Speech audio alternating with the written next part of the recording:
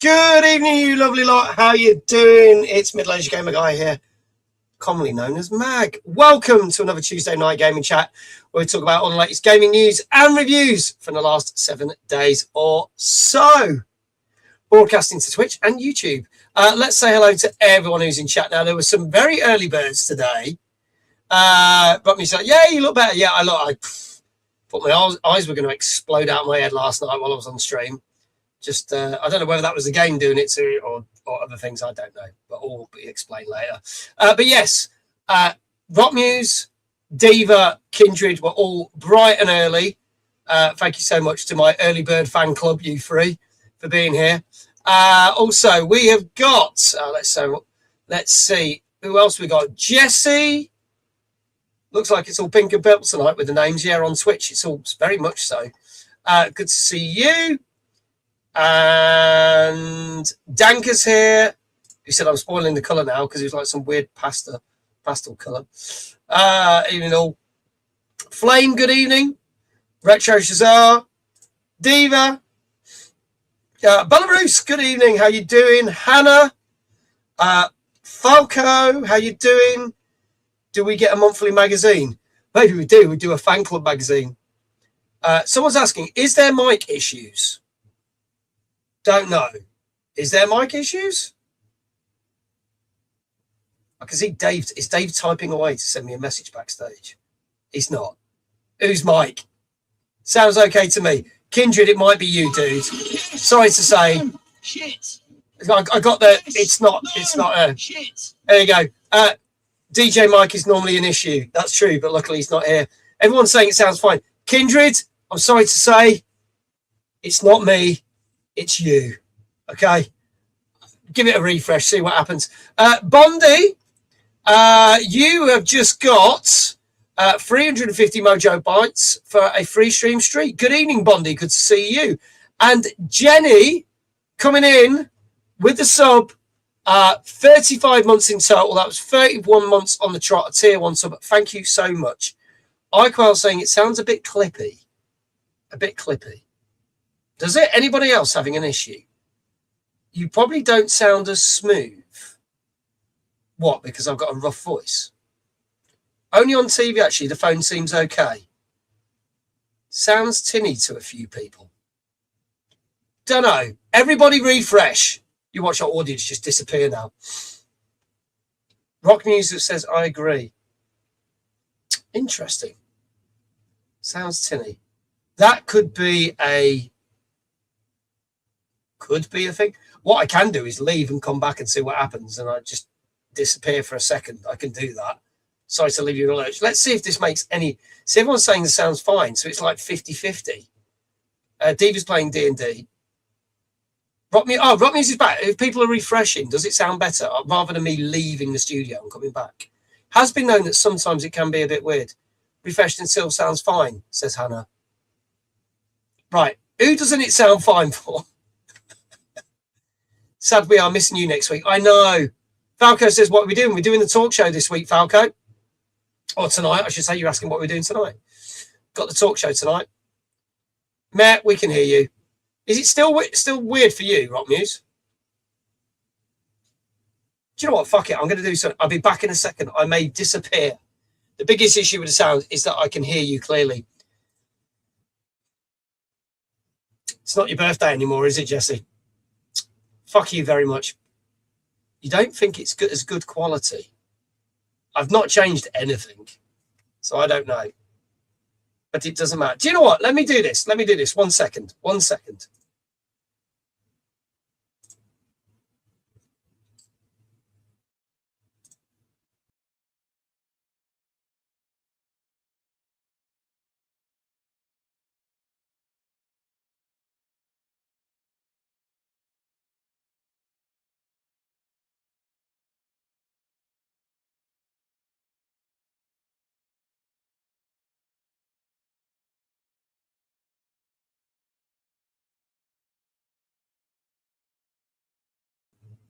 Try that. Has that made any difference? I bet Dave's sitting there backstage going, it doesn't sound any different than me. It doesn't. He's shaking his head. Oh, it's obviously not us a thing. Since only 2 of you are having issues, I'm sorry, we're just going to carry on. It's clearly not us. It's either a Twitch thing or a you thing. That's all I can say, because everyone else is saying it sounds fine. So there you go. I don't think it's issues. Don't think it's issues. So we don't need tissues. Dankers was his own sound settings, so I think it's not you. That's fine. There you go. Oh, well, we'll crack on. It's fine. We can still hear you. No, mate, that's fine. Yeah, your sound's good for blood. It's not me. It's you. Anyway, now we've spent time fucking around with all that. AK hockey player, long time no see. It's been a while. Good to see you. Let's bring our co-host, who knows the most. He's back off his holidays. Oh my God, Jenny! I'm hopefully coming to Timeless after all. My little one is stable now. I'm going to. Oh my God, that's amazing news. Oh, that's amazing. Oh, we shall see you all and all the family there then. That's amazing, Jenny. Oh, that's made my evening, that has. It's made my evening. No, do you know what? Even if you said we weren't coming to time, it's just to hear that your little one is doing well. That's good enough on its own thing. Hey, Bear, how you doing? Bless you. You ask this every week. You can join in. Don't worry. You can join in the chat. Type and I bring things up. We'll tell you what we're talking about in a bit, though, because we're just getting an intro. But thank you for being on here, Bear. It's the third time you've been here, so I appreciate it. Can't wait. Great to see you all. That's amazing. Anyway, moving on. Let's bring our co-host who knows the most. He's back. He's had a holiday. We're wheeling him back out. Give it up for Mr. Dave Jones. Good evening, mate. How you doing? I'm all right. I sound all right to you, don't I? You sound as bad as usual. So I agree with Jess's assessment from before. Yes, that's all right. I like the fact when I was talking, he was backstage going, oh, God, fine. So there you go. The beauty of technology. There you go. There you go. Anyway, how was your holiday? What you been up to? It was nice, thanks. We had a good week at Centre Parks, did various activities, ate loads of good food, and now my credit card is weeping uncontrollably in a corner. I have to pay that bastard off at some point. But it was worth it. Oh yeah, it was. It was a good time. Nice to get away. Yeah, and you got some gaming in, you were telling me before we started the show as well, which I thought was quite funny. Yeah, that's right. I took the Xbox with me because I quite fancy playing Halo when it came out, because it came out last Tuesday, I think it was, while I was away. So I took the Xbox because we could stream Netflix and Disney and YouTube on there anyway, which is always useful. I was tending to wake up quite a bit earlier than the rest of the family, so I was waiting for them to wake up and then get ready. I could just flick the Xbox on and get a good couple of hours of gaming in each morning. So that works out quite nicely. Blasted through Halo in next to no time. That's amazing. There you go. He's finished it as well, folks. He's completely finished it. So I'll give his opinion on that a little bit later on. Anything else you've been playing? The only thing I was playing before that came out was Black Flag. So just carried on with that. Move the story along a little bit, but it's one of those open worlds where you just kind of keep getting distracted by all the side stuff because it's quite fun, especially getting into like the ship battles. Done quite a few of those now, still enjoying them. Yeah. Whereas I got bored of those quite quickly in which is the Assassin's Creed in Greece. Not Skull and Bones, the Assassin's Creed Odyssey. That that got a bit boring quite quickly.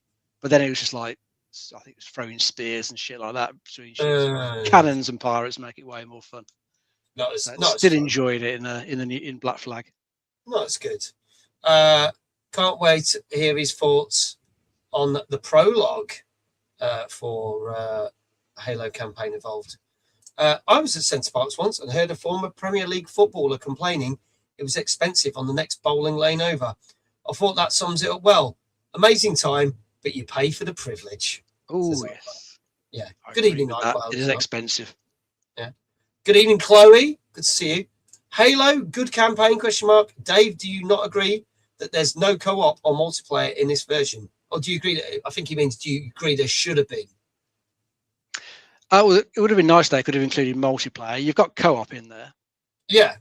So up to 4-player co-op. So yes, 2 in the original version, up to 4 in this one. So co-op's there. Just it would have been nice to have multiplayer as well. Yeah. Yeah. God knows what we'll see in the multiplayer game. Yeah. Evening, Matt. How you doing? He says, hope your head's better. Yeah, mate.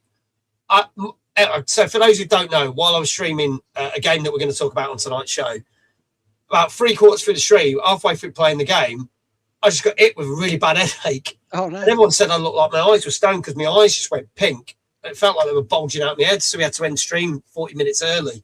I had that headache until 10 o'clock this morning. Oh, lovely. Yeah, so that was great. But it went. So there you go. Falco says, so co-op campaign is available.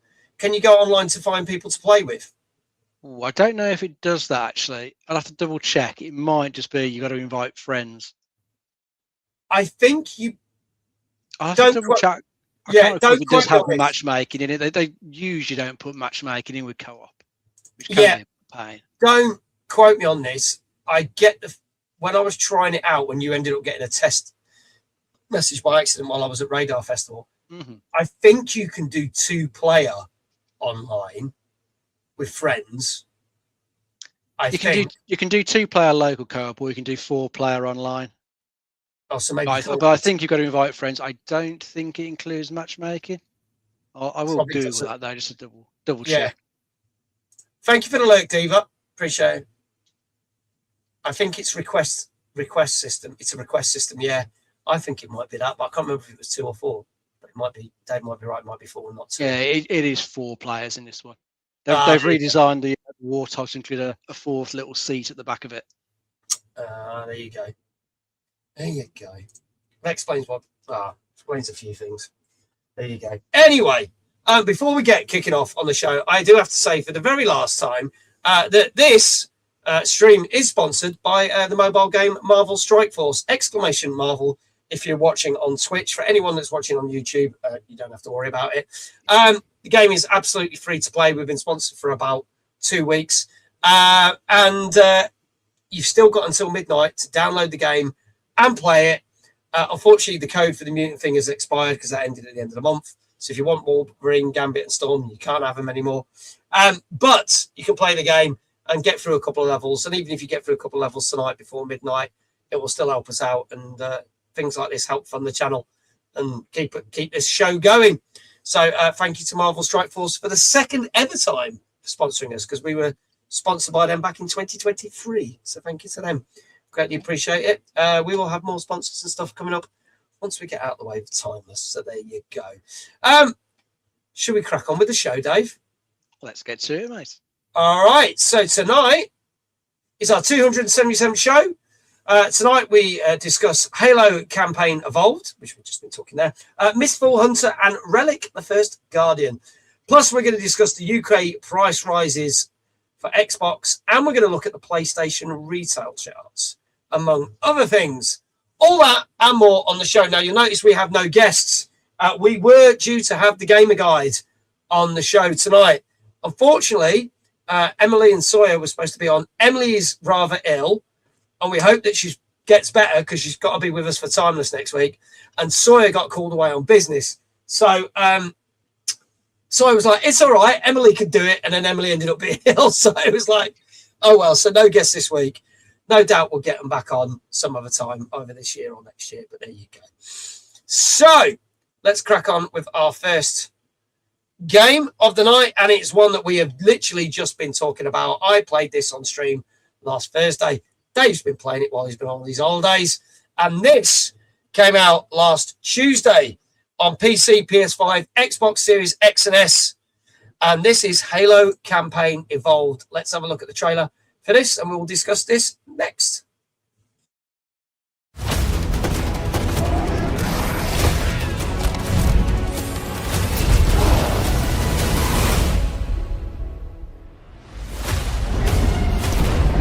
I want everyone at their stations. Everyone, sir?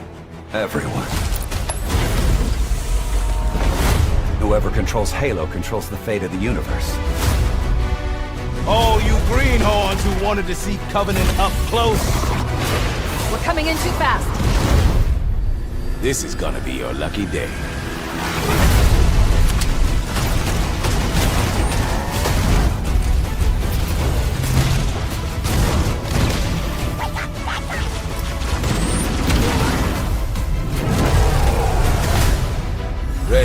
our dramatic entrance? Let's move.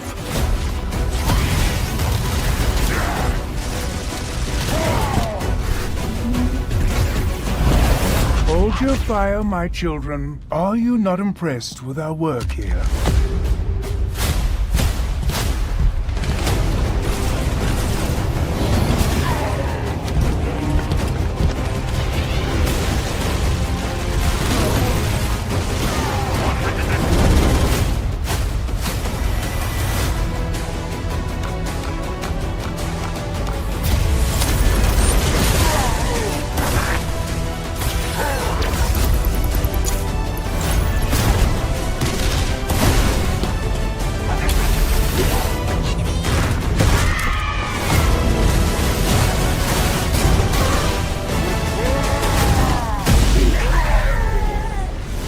Let's give our old friends a warm welcome.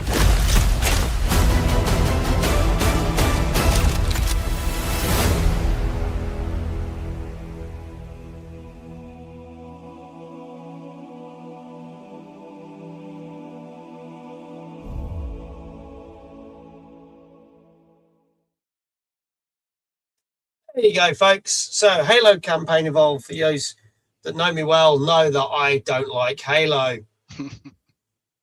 But I played this anyway on Thursday because I will always give everything a fair shout. As Falco rightly mentioned, there's no multiplayer in this game. It's purely just the standalone campaign with some extra bits. So to tell us a little bit more, Dave's going to explain why this makes this a little bit different to previous versions, because this is the third time we've had this game now. Yeah, that's right. We had the original back at launch, the original Xbox. Then I think it got another release on the 360 before getting an anniversary update, and then getting repackaged into the Master Chief Collection, where you can still play it, now in its entirety. It still plays and looks good there. This version, what I think the reason they've gone back and made this is they were switching in the main engine from, I think, the Blam Slit Space engine to use Unreal Engine 5. So good test bed. Try and remake one of the original games. Remake it in the new engine. Try and get it all up to scratch before you move on to something new. So this is pretty much all in Unreal Engine 5, but it's kind of like the Oblivion remake you had earlier in the year. This has still got part of the original engine there. Just do some stuff like some of the AI things. Some of the way the physics work and etc. Whereas Unreal Engine 5 is just doing all the nice, pretty graphics that we can see. And I think the version of the original engine they're using is the Halo Reach engine. So the AI does feel a little bit different when you're playing this version of the original game compared to what we had on the original Xbox release. Yeah. So things like the elites just feel a little bit different. I was doing a little bit of back and forth there on one of the levels, and on the original game, the elites would tend to run off and hide when you pop their shields, and then they might try and sneak up on you afterwards. Whereas in this one, it feels more like they do kind of just stay there in the open once you pop the shields, and you can take them out. But so I would say the AI isn't quite as good. I was still having a good time playing it. I blasted through all the missions last week. The only mission that was really annoying me at one point was one towards the end, which is where you've got to you go back to the Truth and Reconciliation Covenant ship, then you go outside of it to try and get back to Captain Keyes, and it just kind of felt like instead of trying to sort of keeping the original sort of AI, the difficulty, it just felt like they'd put more enemies in there. So it was just getting a bit ridiculous sometimes, the amount of enemies that were there. You're trying to get for the level, but your shields are getting popped quite easily, and you're not getting time to back off anywhere to let them recover, just because of the amount of enemies that are swarming at you, and you got nowhere to go. So whilst I enjoyed it, I don't think it's as good as the original game. Yeah. Graphically, it looks really nice. That can't really fault. That does look great. Some of the bits that they've put in it that came into later games, like the vehicle hijacking, the recharging health, things like that, I don't think they really add much to this game because the game was never designed with those in mind. So they kind of feel a bit, unnecessary, really. And similar things where if you use the rocket launch now, it's got the homing functionality that later games had, which kind of makes some of the encounters against the Banshees a bit easier because you just lock onto them. Whereas before it took a little bit of skill just to line up your shot and take them out as they came straight at you. So again, bits like that just kind of take away from it, I think. But if you've never played the original, you're not going to notice those things. You're probably going to perhaps enjoy it a little bit more. Okay. But apart from those things, I think they've done a good job with the last few levels because they've redesigned the library level, which is always one of the notoriously worst levels in like Halo, just because of kind of like how boring and repetitious it was. You know, Yeah. It wasn't that great a level the way it looked. So they've completely redesigned it in this one, and they've kind of inverted it. So instead of going like from bottom of to top of the level, you're going top to bottom, and the further you go down, the more like flood corruption you see in the level. So it's got a bit more sort of visual storytelling to it. Looks more interesting, doesn't feel as repetitive. And again, for a couple of the later levels where you do a lot of the backtracking, they've like blocked off some routes and added new ones to go through certain sections. So it helps break it up a bit. Yeah. So I think they've definitely improved a couple of the later levels, but overall, I don't think it's as good as the game was originally. Okay. So I think if you want to play the better version of the game, that is still there in the Master Chief Collection. Yeah. And then you've got the 3 prequel missions, which I've played. I would say they're okay. They're nothing particularly special.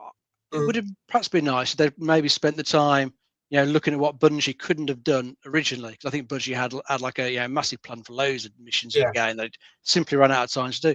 Probably would have been cooler if they could have looked at some of those and tried to actually bring those into the main campaign. So these 3 sort of, not very loosely connected missions that are meant to be taking place a year beforehand, featuring Chief and Johnson. But it's kind of ends up feeling a bit off because Chief and Johnson are quite buddy in this, but when they meet up in the main game, there's none of that. So it feels a little bit jarring. It just doesn't That's weird. thematically the way they've sort of done that. But the missions themselves, they're okay. They've got a couple of cinematics in there that could have been done a bit better. The animations in them are a little bit daft. You're thinking it just looks a bit silly. I also found the animations in that were quite janky in places. Not all the time, but it was bits where it didn't run smooth. Yeah. Some of it just wasn't that good. I had a few AI bugs in the one level as well when I was playing it the other day.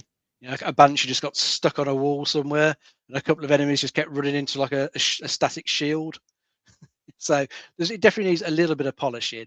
I do kind of wonder if originally it would have come out in November, which is when it's like proper 25th anniversary. Yeah. But GTA 6 obviously put a bit of a kibosh on that, so they're perhaps brought it out a bit early. So it's maybe missing a few months of polish there to try and tidy it up.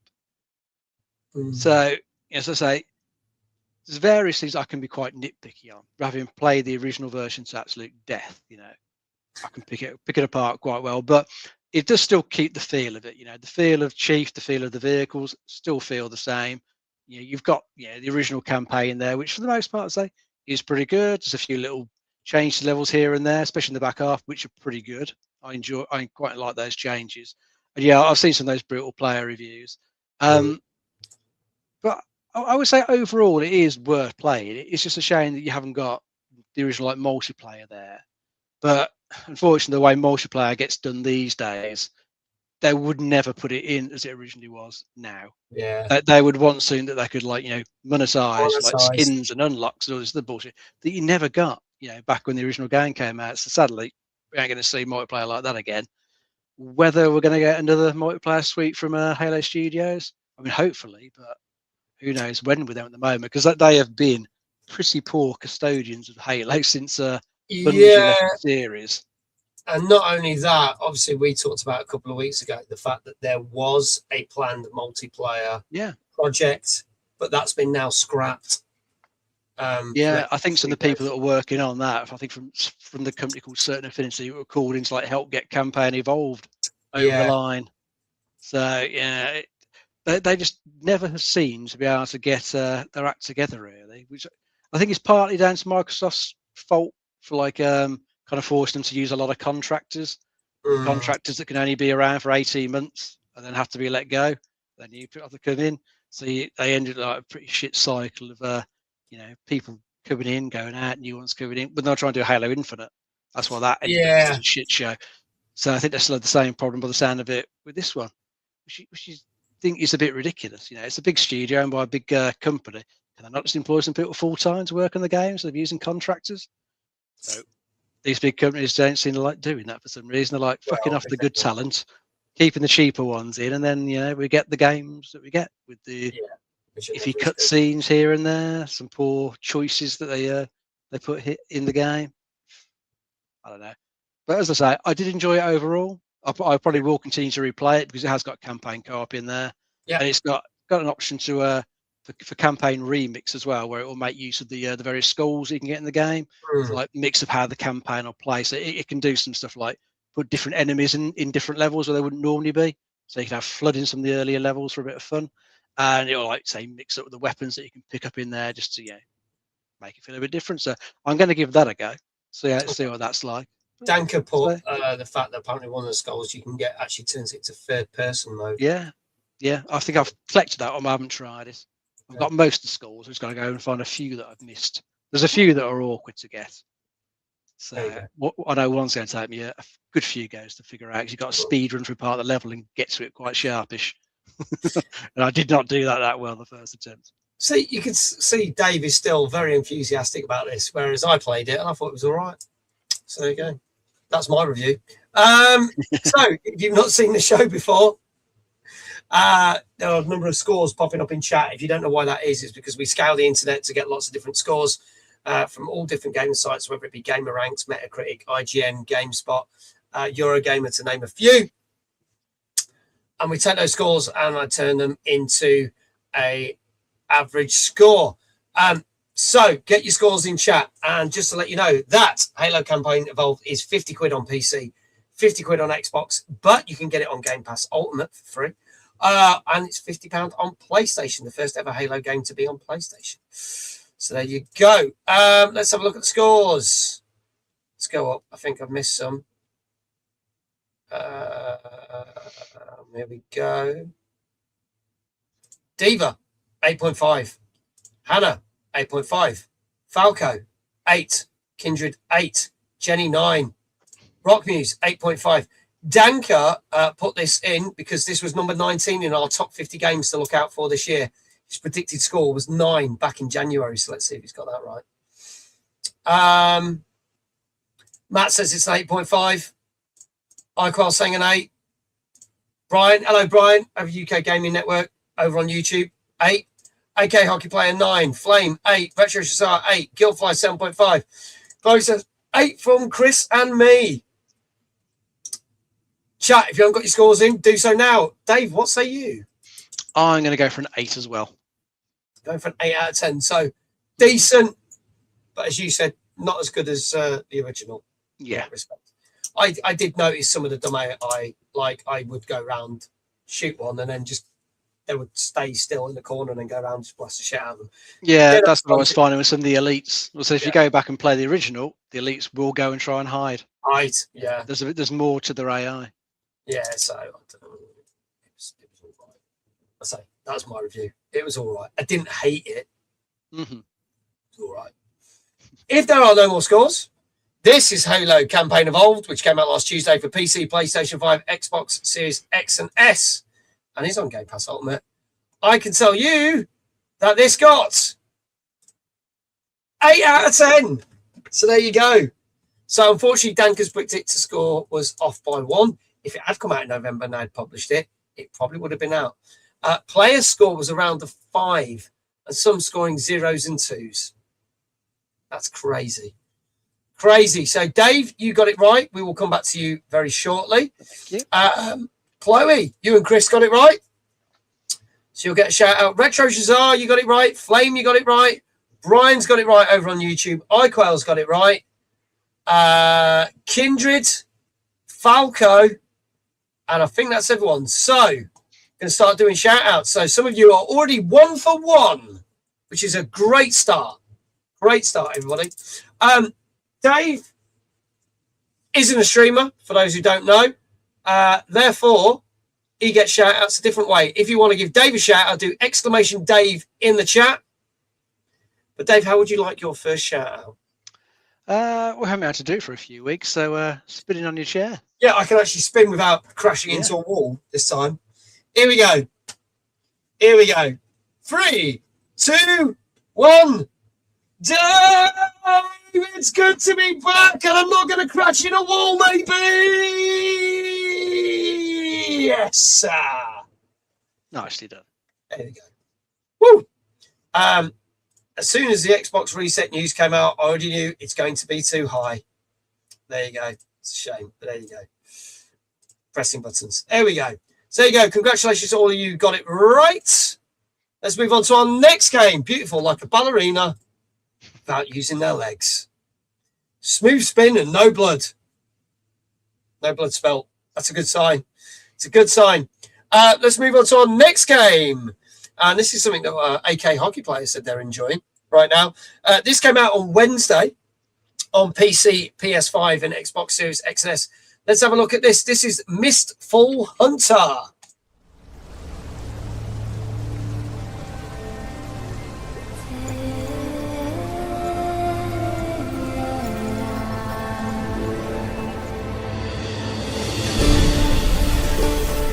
As the strings of fate tremble, guild hunters awaken once more.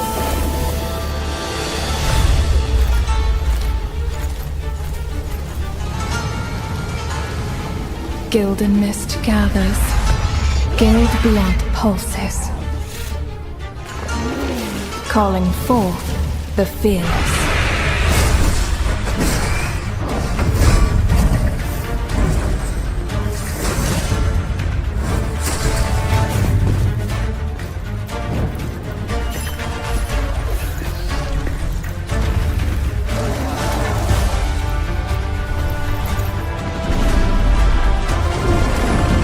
In the hunt for hallowed riches, the greatest threat may not be monsters.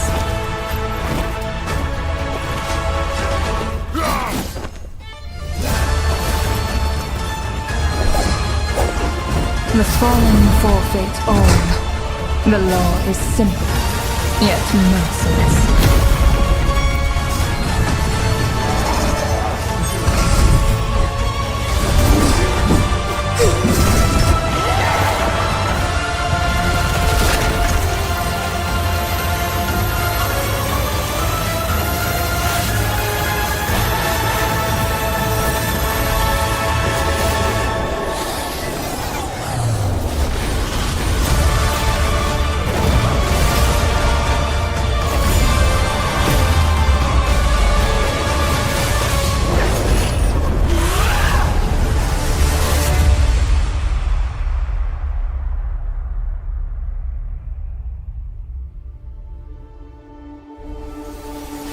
Will you return triumphant, or become another offering?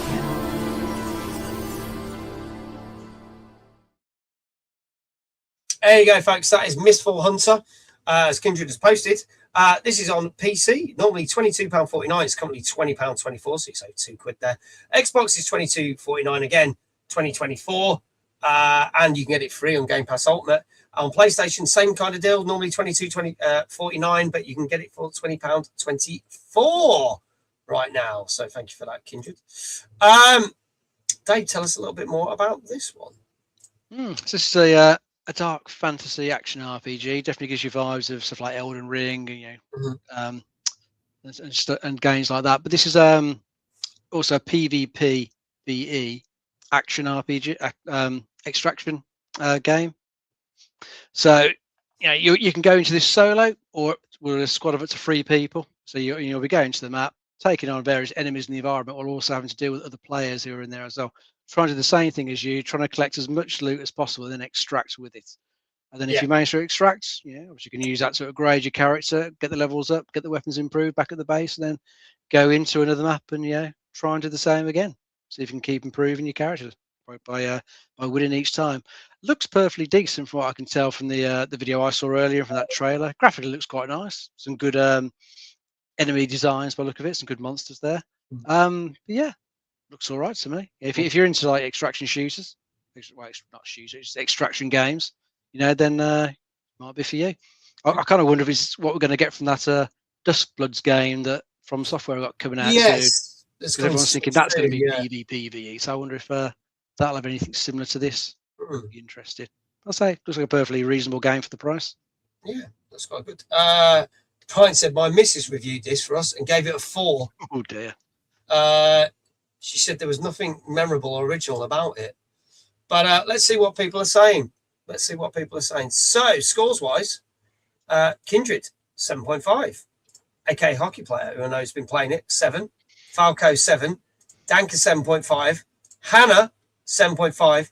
Brian says, despite his missus review, I will guess a 7.5 though. Rock Muse saying the 6.5. I very much enjoy it, but definitely need some bug fixes and disconnection issues. Flame, 7 out of 10. So get your scores in. Matt is saying it's a 7. Dave, what say you? I'm going to try a 7 for this. 7 for this one. Red Treasures Eye is saying a 6. Any more, folks? This is Mistfall Hunter, which came out last Wednesday on PC, PS5, Xbox Series X and S. Jenny coming in with a 7.5. And if there are no more guesses, I can tell you that there are plenty of bugs in this one, and it has gone down so well because this is averaging a 5.5. Oh dear.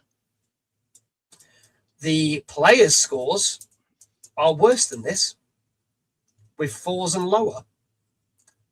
So the reviewers, they're basically saying it is connection issues and a lot of bugs on release, which said AK.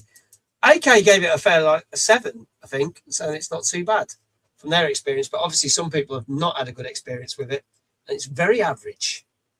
So maybe Brian's missus was onto something when she gave it a 4 out of 10. Seems like it. Yeah. The gameplay must be pretty bad. There you go. That's bugging me straight already. There you go. Yeah. So nobody got that one right. Nobody got that one right. Bing bong, glitches, Shane. Yeah, glitches have come in and ruined everyone's day. So yeah, no one got that right, unfortunately. But not only glitches have come to ruin your day, but so has Xbox. Because we thought we'd go on to a bit of news. Because, folks, back in June, it was announced that Xbox are putting their prices up on their consoles. Now, we spoke about this. They have already done it in America, and we talked about the prices in America. But I've just realised I'm doing the news stories in the wrong order, but it don't fucking matter. I could have kept that to myself. No one would have known. This was going to be the last news story of the night, but fuck it. I would have known. You would have known, so you probably would have outed me on it. Because he's my, that's what he would do. Anyway, so, but the UK and Europe prices are going up, and they're going up more than a third, which is more than the US. So, this is what they're going up to. And it, Xbox Series S Standard Edition is normally 300 quid. It's going up to 430. A 1 terabyte version of the budget range console is normally 350. It's now going up to 520, which is more than what the original Xbox Series X costed. For the Xbox Series X, the 1 terabyte version is going from 450 to 620 pounds. And if you want the 1 terabyte version with the disk drive, it's going up from 450 to a whopping 670 pounds. 670 pounds. The 2 terabyte version has been discontinued, as stated also in the US. So you can't get a 2 terabyte version at all. And Microsoft said the reason that their prices are going up, it's not just only because of component prices and stuff, but because they're investing into the AI centers. And because they've been focused, that has driven the prices up. So because of their own investing, they're passing the prices onto the fucking consumers. That didn't go down very well at all. Dave, your thoughts on this, and chat, get your thoughts on this as well. I mean, it's just getting ridiculous, isn't it, the way these prices are going? I mean, that basic Series S, that 512 gig model, yeah, that was a pretty decent bargain when it first launched. But now it's like, it's close to what, the Series X 1 terabyte disk version launched at. I think that was 449 at launch. So it's like 20 quid off that now at 429 at Series. It's getting ridiculous. And, They always mention that they're in like third place as well in like the console sales. This isn't going to help at all. I think at the moment, like I had a quick look at like PlayStation 5 prices. They're much better at the moment. Just over 500 for the digital version. I think 569 or something for the 570 for the disc version, the basic PS5. So I mean, there's no reason why you would even consider buying an Xbox anymore. I wouldn't now. Unless Sony put their price up again soon. You just go PS5 all the way at the minute. Yeah. Xboxes are just kind of sad to say, because I do still like the console, but they're just kind of like, it's pointless buying one at the minute. Really is. Yeah, sadly so. And but I say, seeing these prices does not fill you with confidence. For the next gen console prices, doesn't it? No, not at all. This was another discussion me and Dave were having before we started the show, saying that you're going to get to the point where it's going to cost you thousands for a console. Not everyone's going to play it. People are going to rely on sort of back compatibility, or that they run the older gen for longer. So there you go. Yeah, I think they're going to have to. I mean, we saw cross-gen run for a long time. This generation, stuff is kept going out with the PS4. It is going to be longer for the next gen. If they are like, say, £1,000 plus, like people speculate at the moment, then there's just going to be a lot of people who just can't afford to upgrade, or just simply won't want to at those prices. So I think they're going to have to keep releasing stuff on the series consoles and the PS5 consoles for quite a while. Yeah. Jenny says, do you remember Grumpy Old Men on BBC Two about 20 years ago? No reason. They look just like that. Fucking Xbox. Anyway, and we know what's going to happen. They see new prices soaring, so second-hand resellers are going to put their markup as well. Yeah. Highly likely. So there you go. Not good news. I wanted to thank Gozzo, because Gozzo, I don't think Gozzo's here, but Gozzo tipped me off about this last night on stream. And I'd heard about it, so I wanted to put it in as a news story. But there you go. Thank you to Gozzo for being the first one to give me a nod. Tell me about that. We'll have more gaming news coming up a little bit, but on to our next game. And this is a game. This is a random thing, if not, but it looks a lot of fun. This came out on Wednesday on PC and Xbox Series X and S, and this is called Truckun is supporting me from another world. Seriously, that's what it's called.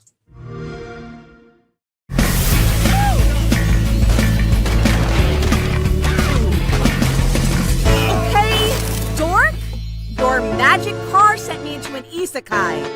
We can talk about what you did later, but for now, I need you to drive. Truckun is supporting me from another world, slamming into my body. Well, that is okay. I can create a potion, or maybe just a piece of armor, and I'll help a friend to get real strong and fight the boss and save the day.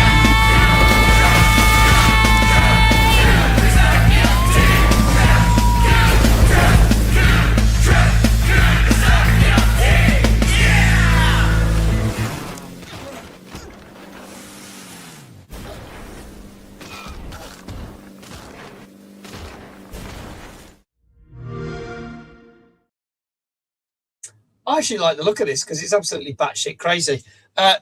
This is called, again, Truckun is supporting me from another world. Yeah. Bing Boy anime game. I mean, it's not as bad as name as the 372-year-old streamer who calls himself middle-aged. Oh, you mean middle-aged older guy? Yes. I misheard the title. Definitely didn't think you said kun. I did say kun. I thought it was originally called Truck Run. I think that's what I said to Dave last night, and then realised it's called Truck Run. Careful with the jokes, all right?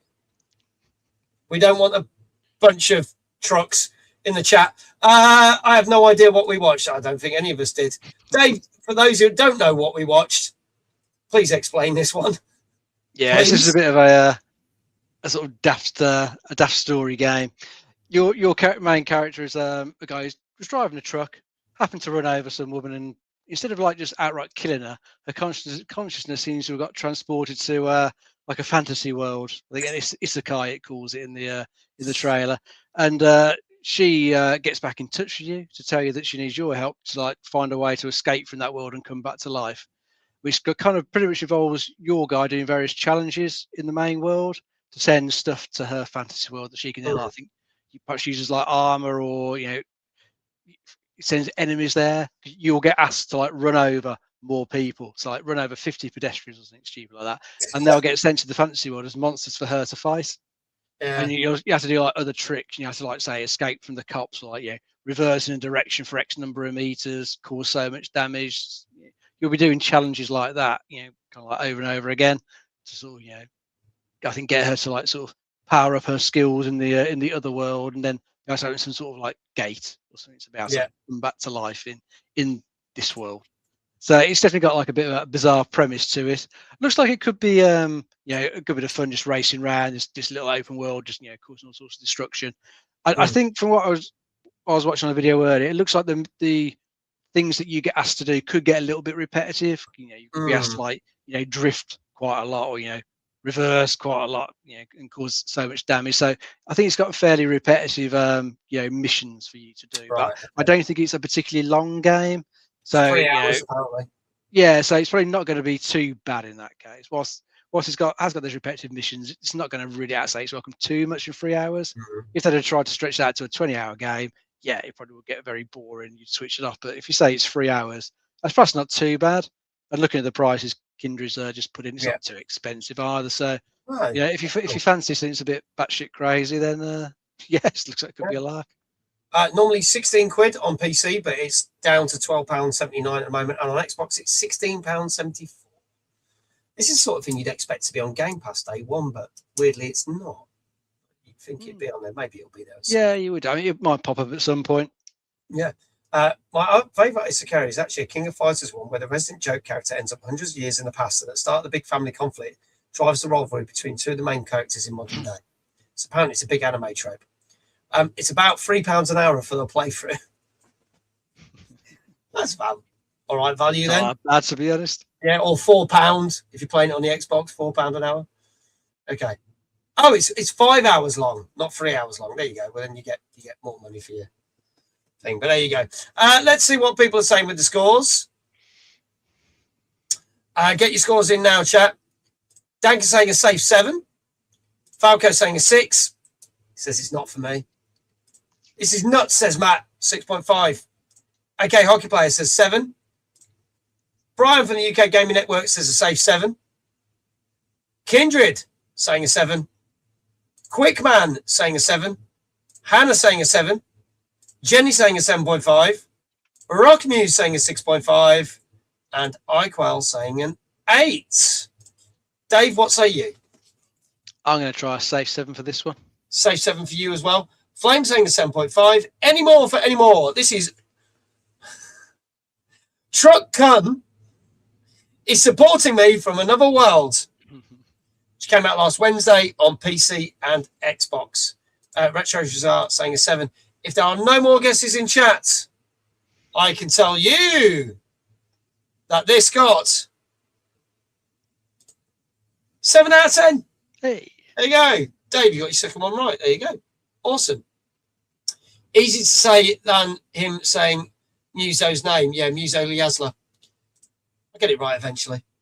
So well done. Well done to Retro Jazar, Hannah, Quickman, Kindred, Brian over on YouTube, AK Hockey Player, and Danker. So there you go. Some of you are probably 2 for 3. That was Danker's first one right tonight. There you go. And 1 for 1 for Quickman. There you go. 2 for 3 for Kindred as well. There you go. And Dave is also 2 for 3. Dave, how would you like your second shout out? Oh, I think it's got to be the knee cracker. Got to be the knee cracker. Brian is also 2 for 3. Let's go. The knee cracker it is.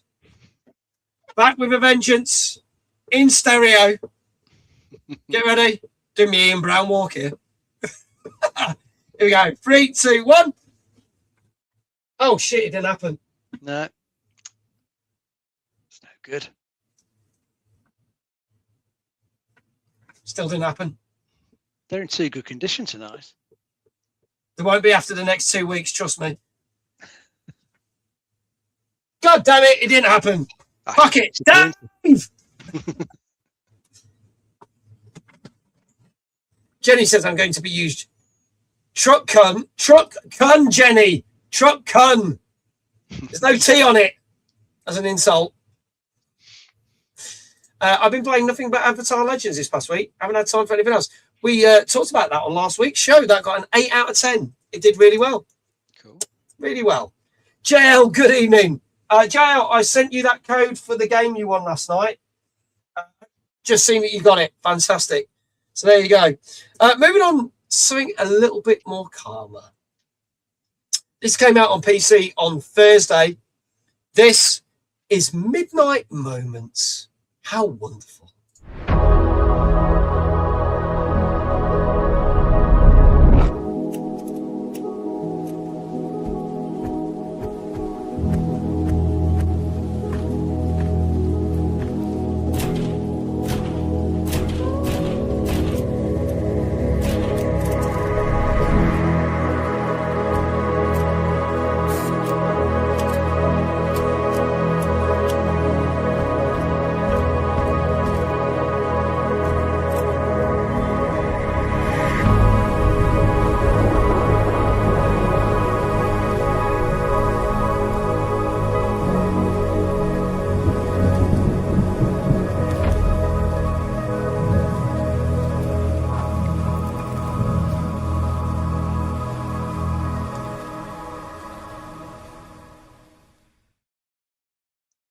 There you go. I've seen this advertised through a couple of press offices, but didn't really understand what it was because it feels like, I mean, I may have got it wrong, but from first impressions, it feels like it is just a cyberpunk city builder, Blade Runner-esque thing with no actual objectives. You can kind of take your time. Is that correct, Dave? Yeah, that sounds like what I was reading about earlier. There's no, time pressure or anything to like build these things. You can just take your time with it. Yeah. Sounds like you got some nice sort of relaxing sort of cyberpunky music playing in the background, and then just like design your little diorama. Build it however you want. Put little characters in to like sort of make it look like there's a bit of life there, and just sort of kick back and look at it, and then build another one, so on and so forth. Looks perfectly all right if you want just like a bit of a chill game. That is what it is. Just a chill little building game. Nothing else to it really from the look of it, but it looks quite nice. Nice bit of neon, nice bit of rain. Definitely gives you the Blade Runner vibe. Yeah. This is, get this, normally £2.65 on PC, but you can currently get it for £2.38.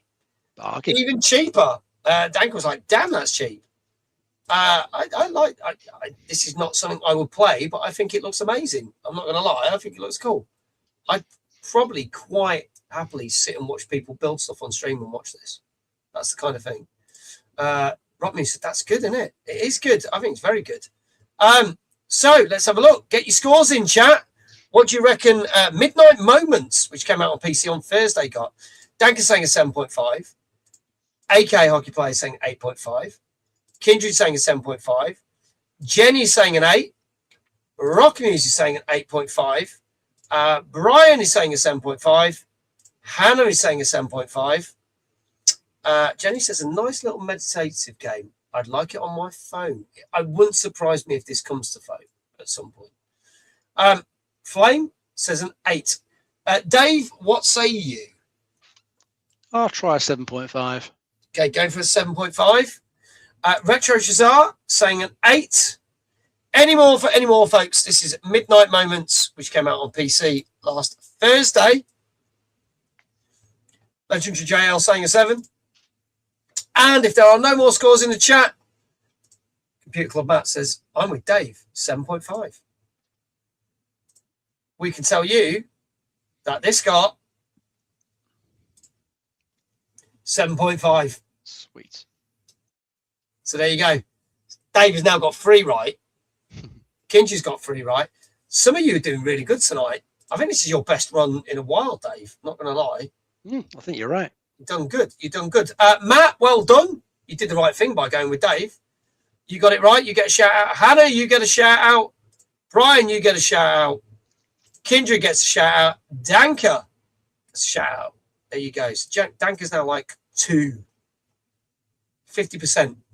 Brian and Kindred are 3 for 4. Is anyone else 3 for 4? And so is Dave as well. It's going good. This is going good. We've got different people in the lead. It's going good. There you go. All the shout outs happening. Dave, how would you like your third shout out? Let's do your walk on from the side. Okay. Let's make this happen. With me or Bob Ross, me? Let's go with the Bob Ross version. Yeah. Take the better looking one. Are you ready? I am indeed.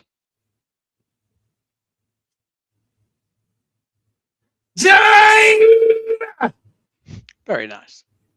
I have now got another version of that. So if that comes up again, we can do it with a different character. Just so you know, bringing something new into it, just for dabble a bit. Need some variety to these, don't we? Yeah, I won't. Some of you on the stream might know what it is. Dave won't know, so we'll see where we go with that. Jenny says 0 out of 4 as per usual. 1 out of 4. I'm not doing so well. It's cool. There's still another 4 games to come. You could change it. It could all change. Don't worry. You tease. Let's talk about some more gaming news. Do you know what? I'll actually do the story that I wrote that was going to be the second story anyway. I'm going to work backwards just to be a pain in the ass. Obviously, we've talked about for the last month nothing but the fact that Sony is dedicated to getting rid of physical games. After they put the announcement out, which has now been a month, can you believe that? We've talked about this on this show for 4 weeks. They finally came out with a response after 4 weeks. They announced it, didn't say anything. Lots of people getting very annoyed. Lin Tao, who is their chief financial officer, stated at a earnings conference for Sony that they were always cautious when considering what they were going to do with the future of physical media.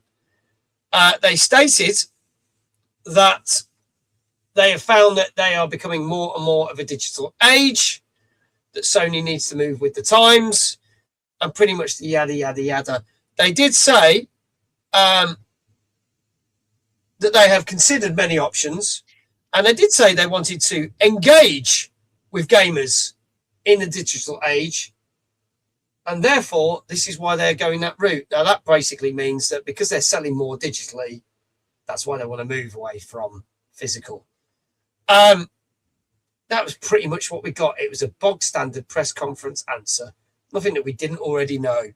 So they clearly are pushing on and not taking on any considerations, any boycotts, any ideas that people have thrown at them. Basically, they're just like, we're just getting on with this. And as of January 2028, physical ends. Thoughts on this, chat and Dave? It still feels pretty shitty because even though, like, I think it's about 80-85% of the sales are digital these days. There's still a good percentage there that are physical, so it's still making I think hundreds of millions. It sounds like a small amount, but they just seem to want to push everybody down the digital route, which can only really be because that is where they make more money. Because you haven't got the overheads that go into manufacturing the discs, sending them out to various retailers and then having to give the retailers a cut. I don't know if they still have to do much of a cut with the sort of disc in a box that they're still talking about doing, or how much retailers will still want to stock those. We'll have to see, but I think ultimately they want to just drive more people to their own storefront, which is where they can make even more money. So it does just feel like it's mostly about making more money. But it's just a shame that it's just taken away the option because whilst I have brought tons of stuff digitally over the years, I've been quite enjoying buying some physical stuff recently because some of the things that I'm not 100% sure if I'm really going to like, or that I'll probably never like play again. You know, I've been quite enjoying like buying it, playing through it, then whacking it up on eBay, flogging it off for like, you know, not far off what I paid originally. And then someone else gets a disc and can play it, keep it, do the same. You know, it's nice to have that option there. You know, it's nice to have a mix, but they're just taking that away from us. So we know PlayStation's definitely digital only. Don't know 100% about Xbox, but chances are they're probably digital only. But at least on the Xbox side, they're going to have an option to like transfer any discs that you've got to like a digital license. So I think that they haven't announced that fully yet. I think they'll probably announce that later this month, but still was some talk about it today. So that at least sounds like, a solution. If you have already got discs, you can put them in a console once this update goes live, and it'll assign a digital license to it, so you can carry on playing it as long as you keep the disc. So as soon as you sell the disc on to anyone else, the digital entitlement goes over to them. But PlayStation, haven't talked about anything like that. So if you've only ever had, a physical collection on PlayStation for PlayStation 5, PlayStation 4, and then you get PlayStation 6, it doesn't sound like you've got any way to play those physical games or play a digital version of them unless you buy it again, unless Sony come out with something. But unless it doesn't sound like, which is a bit shit. Or unless they release a disc peripheral for the PS6 that will just play the older discs, even if they're not going to bring out any new ones. But they haven't said anything like that at all. So we need to wait until it's a bit more news. So looking at Brian's comment, it'd be quite nice to see if a nice boost to physical sales go to maybe make them reconsider. But I don't know if they could easily turn around their plans. Because I think the plants that they use to manufacture these things, they've already been training the people that work there up to what they're going to manufacture there instead. There's retooling the plant to make these alternate things instead of discs. So how easy they could go back, if they even wanted to go back, I don't think they will. I think they just ignore all the complaints from the consumer and just carry on with what they want to do. Yeah, which is sad. It'd be quite nice if we could force their hand, but I don't think it'd be that easy to do. It's mental. I think with Xbox, they've got the advantages that they will do backwards compatibility. And as we talked about last week, they're doing backwards compatibility for PC as well. So I think Xbox is not so much a worry, but with PlayStation it is, because like, say you want to play God of War on the PS4 on your PS6, how do you do it if you've only got a disc edition? Yeah. Or are they going to know that you bought it somehow because it was in your library? I don't know how that's going to work. No, I think Microsoft are kind of lucky. I think Microsoft looking away because they were originally trying to do something like this back at the Xbox One launch. So I think all discs from that point had like a individual code, so you can kind of like tell who's got that disc and log it to an account, which is why I can do this disc to digital. I don't think PlayStation's ever done anything like that, so they probably no way of knowing. No, I was going to say, and even then, say if you had got it, but then say sold it to a friend, Sony wouldn't allow someone to do that because they were like, well, do we know that you still got that copy of that game? Sony would never be that naive. No. Brian says, I have a disc version of Marvel Token on its way to me now, which we'll talk about on the next show, which we'll talk about later, what we're doing with the next show. In some ways, we are partially to blame for this move. If we didn't buy digitally, it would have signaled it's not yet the time. But then again, Sony was always going to ignore figures since they are stepping away from all physical media, including Blu-ray movies as well as games, which is true. But yeah, I mean, I bought games digitally because sometimes it's just easier and better. I'm not going to lie. Oh, yeah. Also, you have to go find the disc, doesn't it? Yeah, it does. And there's also the fact that sometimes you can't get the disc when you want it. You can get the digital download pretty much on demand. And I'm not going to lie, I still probably get about 80% of the games sent to me now digitally, because it's easier for someone to send me an email with a game key than it is to stick something in the post that's costing them money. Sending me email, it's not costing them money. Yeah. So even I'm to blame for that, because I'm downloading shitloads of games to do the streams, and most of them aren't physical. But there you go. Now, So, isn't there something else happening next Tuesday evening? Well, it's interesting you said that because iQuell said, just a heads up, Mag, I can't mod next Tuesday as I'm at a super cool event. Well, that's a shame. That's a shame completely because... I thought he was going to your one. Yeah, I thought he was going to our one, but clearly he's not. Because this time next week will be the VIP evening for Timeless Gaming Convention, because we are 1 week from Timeless Gaming Convention, folks.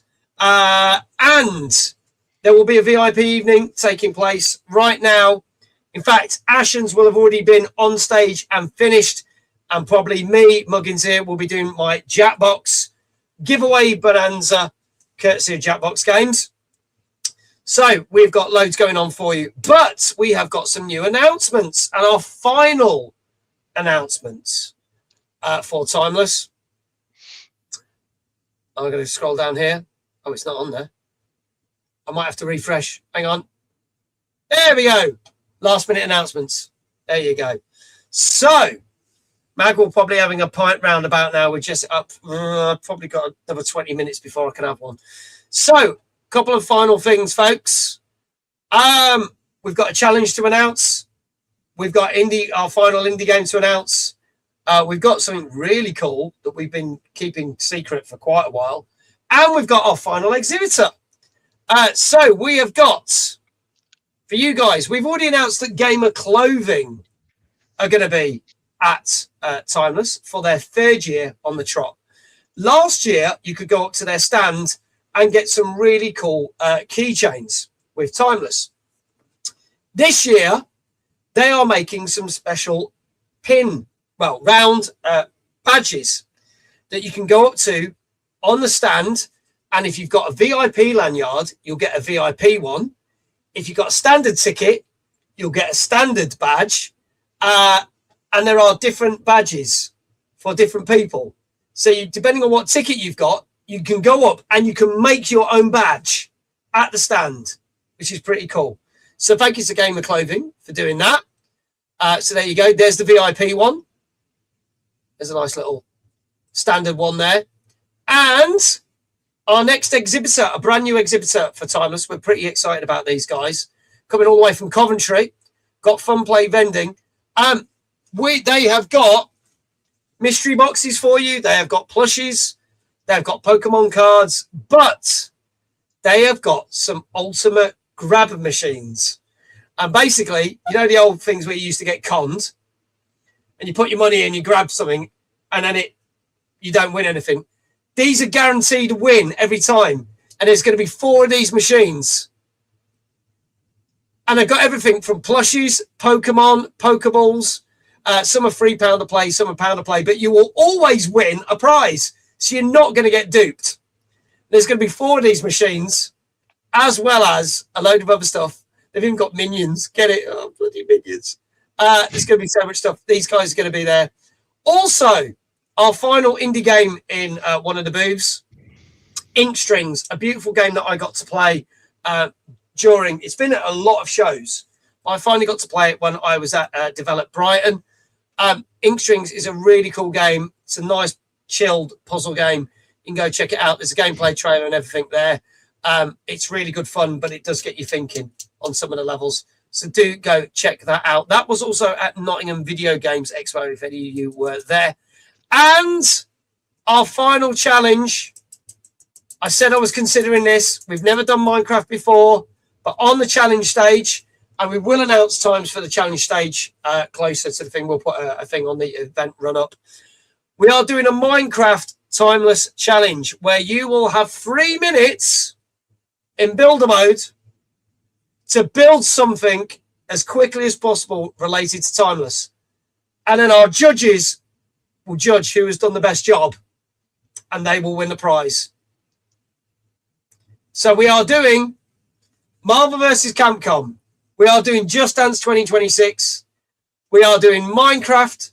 We are doing Star Fox. And we are doing Mario Kart World. Those are going to be your 5 main challenges on the challenge stage. The challenge stage opens at 12 o'clock. And finally, just to give you the run through, if you haven't seen it, Obviously, I said on the VIP night, we have got Ashens. Food is available as well from the bar menu, and it's a different bar menu, which we showed off the other week. And we've got me doing Jackbox. Is it Minecraft or PC or console? It's going to be on console to make it a little bit harder. We open doors for VIPs at 10 a.m. Main entry for everyone else is 11. Got the opening ceremony with yours truly at 11:45, telling you what's going on. And then on the main stage, we've got the Go 8-Bit panel with Steve and Sam from the wonderful Go 8-Bit TV program that was on Dave for 3 seasons with guest presenter Ashens. We are then running Who's That Pokemon with the wonderful Joe Joy. We've got our first ever cosplay panel with our host SJ Jinx. At 2:30, we've got Ash and Phil from the Horror Game Awards talking about some of the best horror games of all time. 3:15, we have got the dark side of content creation, talking about all those things that could go wrong. And if they do go wrong, how you deal with it when you're a content creator with our wonderful host, Letitia Lemon. At 4 o'clock, we've got Console Wars with OLL, where you, the audience, get to decide what was the best console or computer of all time.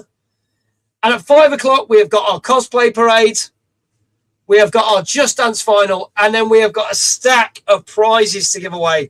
We've got prizes from Logitech. We have got gaming monitors to give away. We have got stuff from Rebellion. I'm going to show this off. These 2 things here. We have got stuff from Insert Coin. But we have got 4 of these. We have got wrapped in a flag, 2 lots of Sniper Elite. These have games, compasses, everything in there. And then we've got some very special Atomfall rucksacks, which even have cricket bats in them. You could win these and much more, courtesy of Logitech, the Gamer Guide, Rebellion, and Insert Coin. So we've got all that. And then when he's on stream, he shows it off. When I ask for a picture, nothing. I know. I can get you pictures while we're at the event. Fuck it. And then obviously you need tickets for Wi-Fi Wars, which takes place at 8 o'clock. That is a 1-hour show. Tickets for that are half price. They are only 10 quid. And then we head into the arcade at 9 o'clock when all the traders and all the indie games pack down, because we have got the Arcane's after party with beer pong, a DJ set from When He's Matt, and karaoke with the lovely Mumsy Games. And that goes on till midnight. Not only that, we have got our famous, well, it's going to be our world famous timeless beer and our world famous timeless cocktail for you to enjoy. But there you go. So that is everything that's happening. All the updates are on the website. All full details will be on. And when we announce the times, we will also tell you what version of Marvel versus Capcom it will be. Iqual said console is better for Minecraft because my daughter might want to go and she plays on the Switch. Well, that would be perfect. It's probably going to be on Xbox, I reckon, not on Switch, but hopefully that helps. So there you go. There you go, folks. That is everything that Timeless has for you. And we are 1 week away, folks. 1 week away. So if you haven't got your tickets, get your tickets now, because it's going to be fucking great. There you go. I said it. I'll say it myself. We've got so much jam-packed, even more so than last year. I've had a sneak peek of the early bird pin badges, and they're cool. Yes, they all got delivered. They look rather awesome. So there you go. Been looking forward to times for such a long time now. Hotel is booked, annual leave booked. The 3 of us are ready to bring on next Wednesday. There you go. Anyway, thank you for all your love and support on that. We're going to move on to our next game. Now, this was a game that nearly caused me to have a brain seizure last night. And Legendary JL won a copy of, courtesy of PQ, because they published this. That I don't know yet, Iquail. All will be explained on the day. All will be explained. Steve's got to run some things by me because I also want to know if he's going to want prizes and stuff. So we're just getting all that sort. Brian says, looking forward to it. Bought a new camera, especially. But yeah, all details will be announced at the VIP night and main day. So at least everyone will know what's happening. Okay, so this, as I said, nearly caused me to have a flipping seizure. Loved it, but really, really cool game. This came out on Thursday. on PS4, 5, Xbox Series XS, Switch 2, PC, and this is Kusan, City of Wolves. Let's have a look at the trailer. Rated M for mature.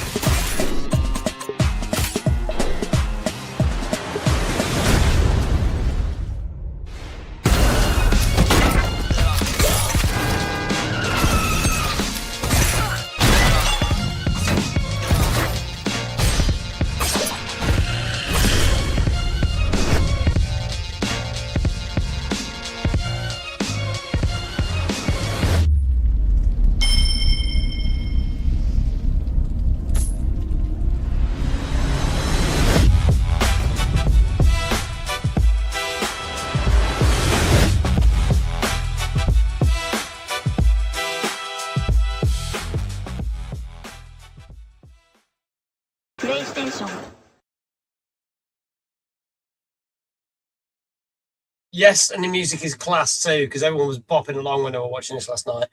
I thoroughly enjoyed it, even though, as I say, it nearly killed me playing it. But Dave, tell us a little bit more about this.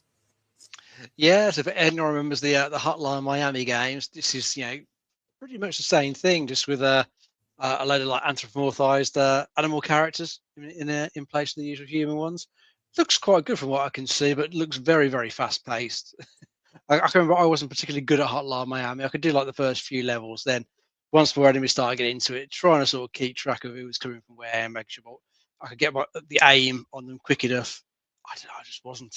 I don't think I really had the reactions for it. So looking at how quick this one was moving the trailer, I don't think I'd be that good at this game. This has got an easy mode where it can slow it down a little bit. But what if it was breaking your brain last night? Christ, I think it would do the same to mine. But I think it looks pretty cool. And I think your character's on a mission to try and save a girl who's got some sort of special sort of powers, but she's caught up in some sort of conspiracy in the city. You're trying to, get through all these bad guys in various like cool ways, decent with some good weapons and stuff, and try and save her. But yeah, it looks pretty cool. It looks very, very challenging. Yeah. So I don't think I'll be able to get through this one. It just looks a bit ridiculously fast paced. But yeah. Probably good fun. I think if you like the Hotline Miami games, this just looks like more of the same, which isn't a bad thing. It's almost like puzzle action, because you do one wrong move, you're dead, and it's like you have to learn how to do it, and you have to be really quick with your reflexes and stuff. I died many a times, but then it's such a relief when you get through a level and you're like, done it, and then straight into the next punishing level. But I do you know what? I will play more of it. I would try play it in the dark because it's straining the fuck out of my eyes. There's also a demo on Steam as well, if you want to check out if you're not too sure about it. Let's see what people are saying. Don't think we got prices yet, so I'll bring them up in a minute.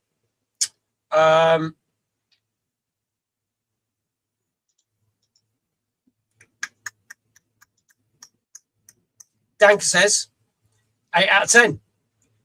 Brian, 8 out of 10. Rock News says 6.5. Anna saying 6.5. Chat, get your scores in now. What do you reckon Kusan City of Wolves got, which came out last Thursday? Dave? I'll try a 7.5. 7.5, okay. Apparently there's a demo on the Switch 2 version as well. So there you go. And this is not so expensive. It is normally 13 quid. On PC, it's down to £10.39. It's 13 quid on Xbox. PlayStation, we don't know. Switch is £13. So there you go. Flame saying a 7. Scars, how you do? 7. 8. Retro Czar. Matt said a migraine inducing 7.5. Kindred said an 8. I've got to bring up the comment that Jesse said because it was actually quite funny. It nearly killed Mag, so it was a 9.5. If it had been full death, we would have given him a 10. JL, 6 out of 10. There you go. It's 13 quid on PlayStation as well. Thank you, Kindred. Any more for any more? Kasan City of Wolves came out last Thursday. PS4, 5, Xbox Series XS, Switch 2, and PC. And if there are no more scores in the chat, I can tell you, this got 8 out of 10. Nice. So it's worth the fucking headache. There you go. Worth the headache. Well done to Kindred, Retro Shazar, Brian, and Danker. All of you got it right. Kindred's now 4 for 5. 4 for 5. Any more 4 for 5? I think Brian might be as well. No. There we go. Congratulations to all of you. Yeah, Brian's 4 for 5 as well. Awesome. There we go.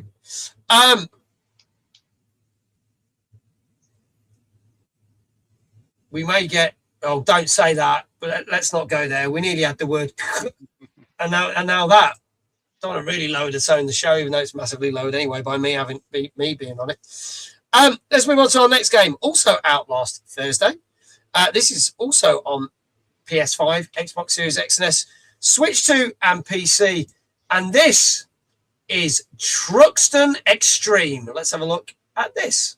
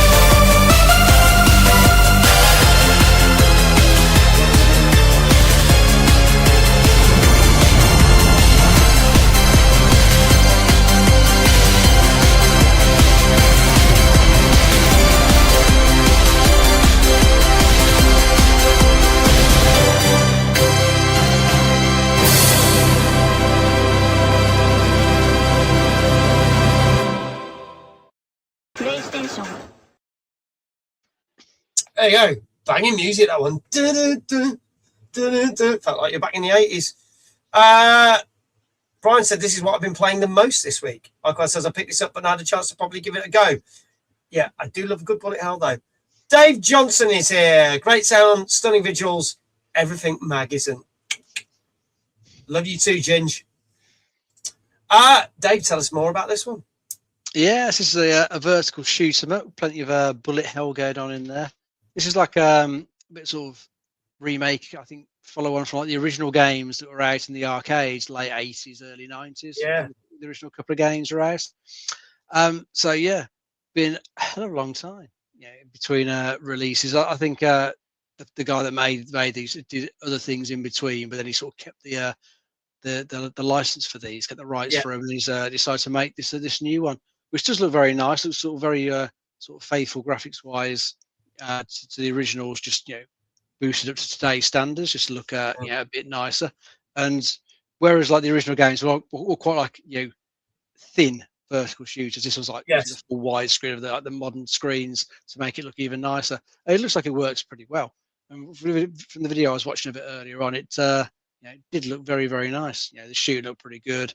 The movement of your ships to get through all the bullets looks pretty decent. It looks like it's nice and responsive. So I think for any fans of these types of games, or even people who remember the original arcade games, which I think must have come over here at some point, I think, although they're probably mostly Japanese releases. For any fans of these, this is probably going to be worth picking up and playing. For a good bit of nostalgia. Yeah, I like shooters like this. I do really enjoy them. And the fact they've got everyone, like the guy that originally did it has come back and done it all. That's so cool.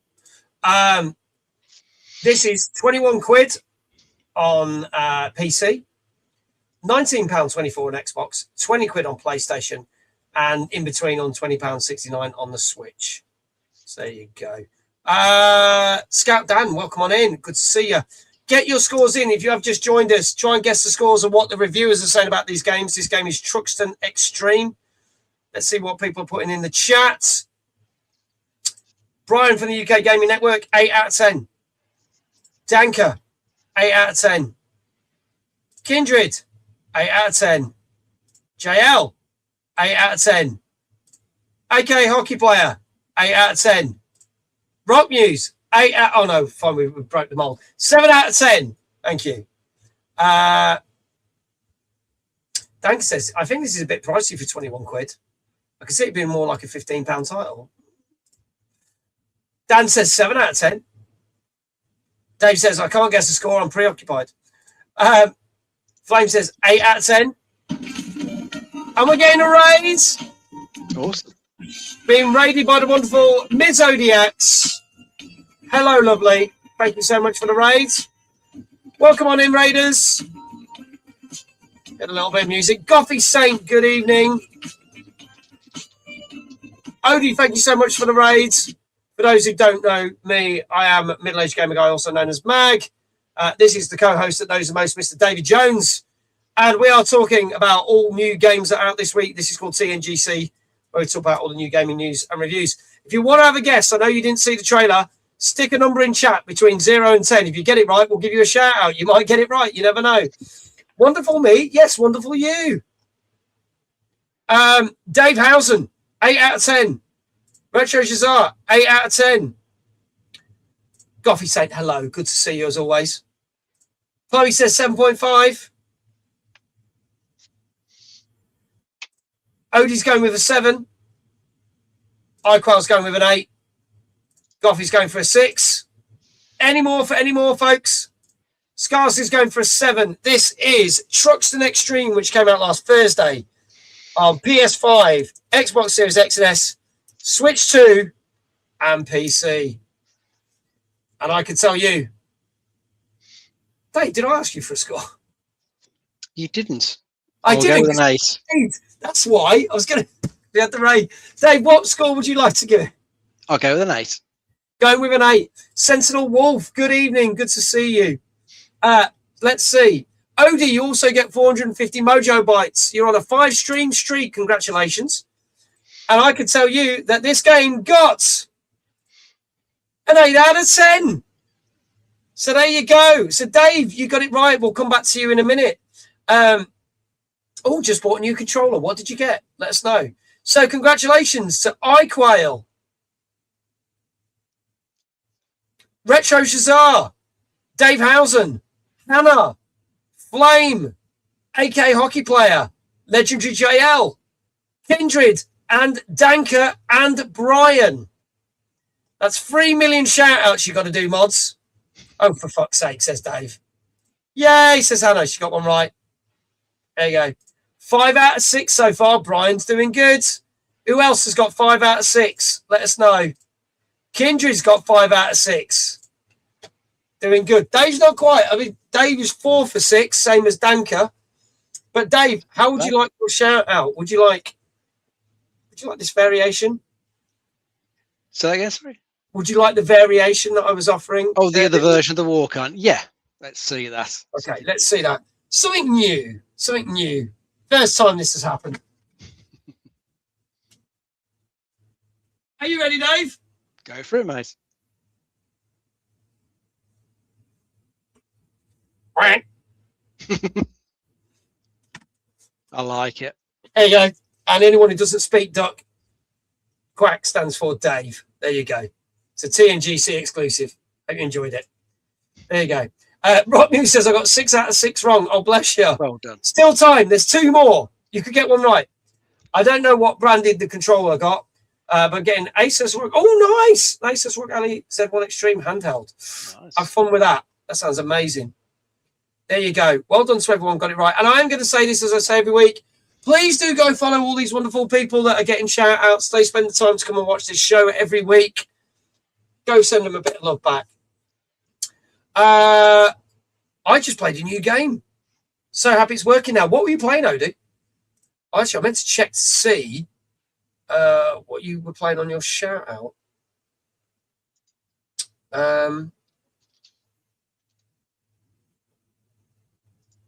Just trying to find it. Give me 1 second. It's not coming up on here. I can't find it. You'll have to tell me. Sorry. Can't find it. Abnormality. It's been buggy for years now, but it's worth a play. Okay. Abnormality. Have I heard that? Maybe. You might have to explain that game to me. And the old brain might get working and I might remember what it is. There you go. Anyway, let's move on to another news story. And we'll do the news story that I was supposed to do first because I did them in reverse for some reason. So, Resident Evil fans, unite. Because you may or may not know that Resident Evil 5 was the best-selling Resident Evil game of all time. For 15 years, to be exact. Until now. Something has pipped it at the post. Resident Evil 5 had sold 19 million copies.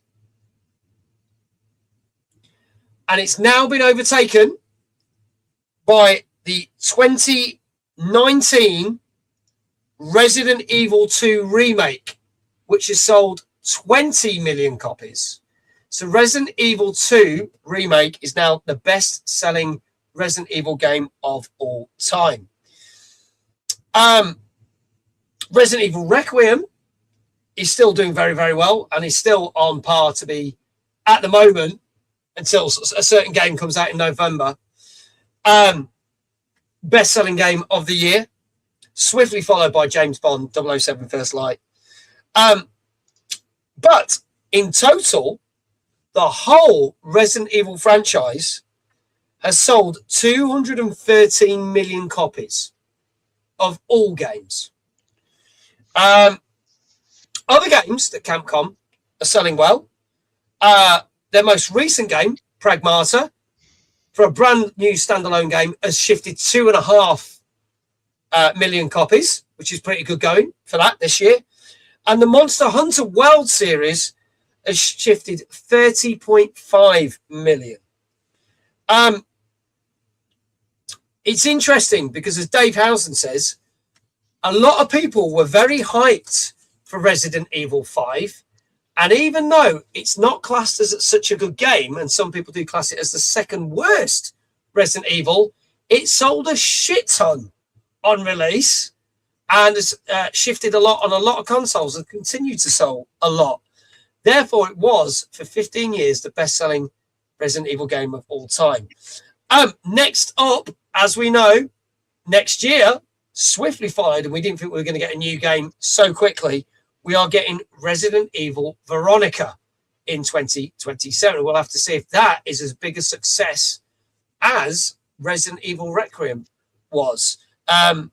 But yeah, snapping at the heels of Resident Evil 2 remake, you have got Resident Evil 4 and obviously Resident Evil 4 remake, and then also Resident Evil Requiem.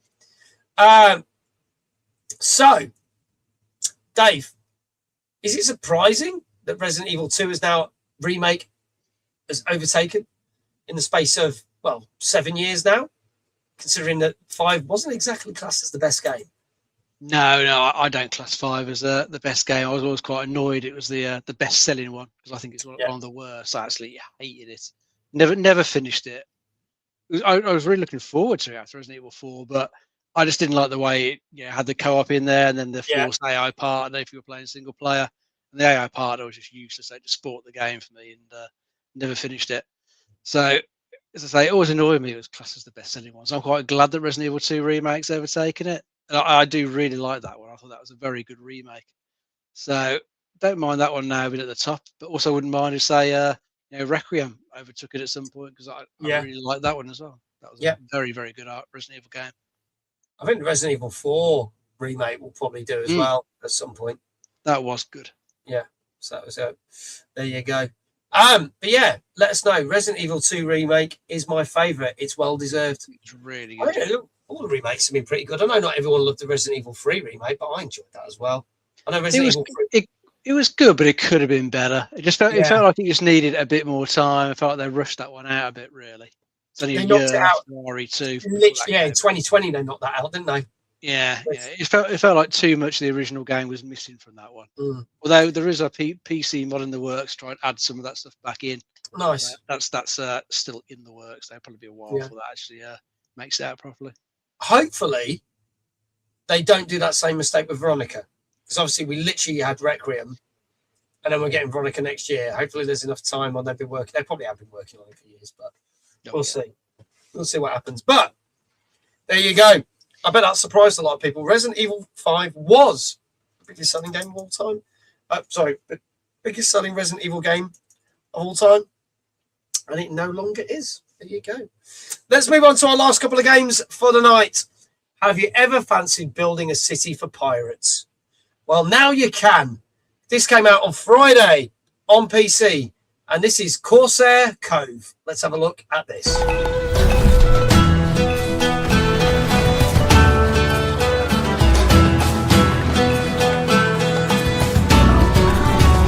The pirate's way of life is under attack.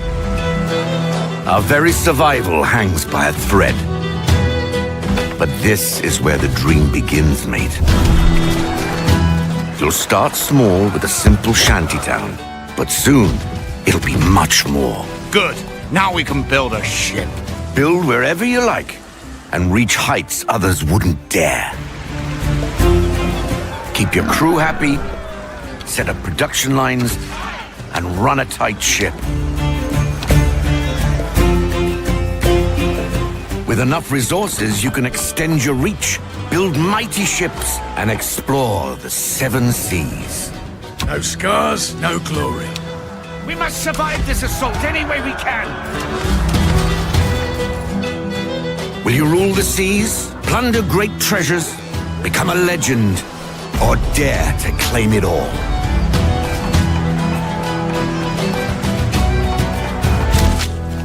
So, matey, how will you build your legacy?